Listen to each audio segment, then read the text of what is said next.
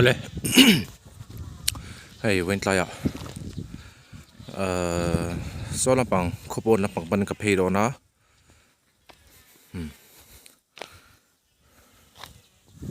Ako mite hiyan. Ako chhuak hiyan network kan mulawang hiyan. Internet network kan mulawa. Kopon na internet mang turi ng kalchina. Eng tiang chi alain ngen kalchina. Eng tiang takin nge harsat nan lo to chin ti hi sa turin voinia. Kipo. Kiat len phi ve ka tuma. Signal la chak cha em signal la munge em ti te po wat hlir ve ka do ke main ka kalona he ke mai ke ma chawin ka phei do na ni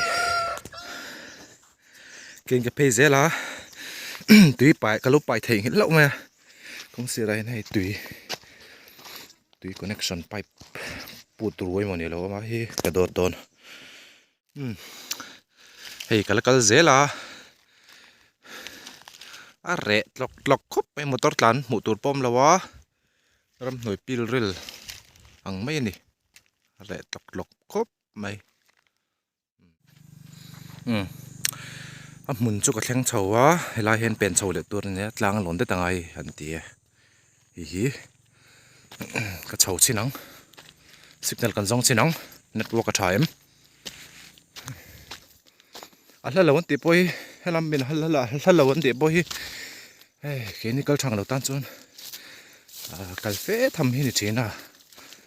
tlanga kalon chho mek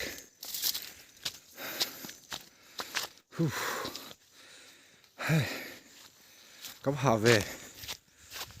helai borvel hi niom takania an network man theina lai vel chu don ain airtel le jio sim card kania ka test ve ven chi dona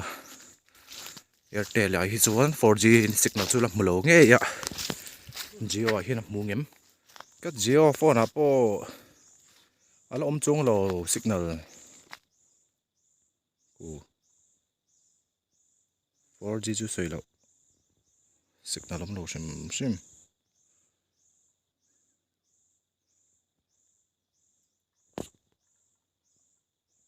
ku signal chete chuman ma se 4G phalawang ka kal hlat te reng dan signal ka mulo khai ma ni chawin ka kala he kal kong ala om zel mai siam mun zol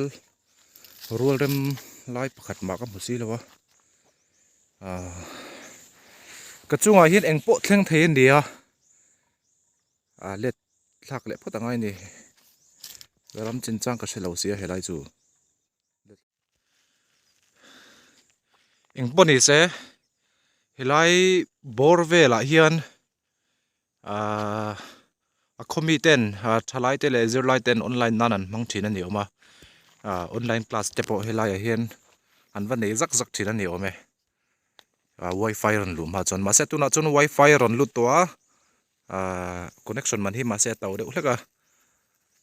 nol pui chon an mang lo wifi hi 10 khat 10,000 tlema khosa thei de ulikin an mang ani me ya anim tun ma chuan wifi lu ma chon ta hian online class te po nei thin niom takani aram ngo chu la pik thakop mai hela pang ho chu sa te po la taman ti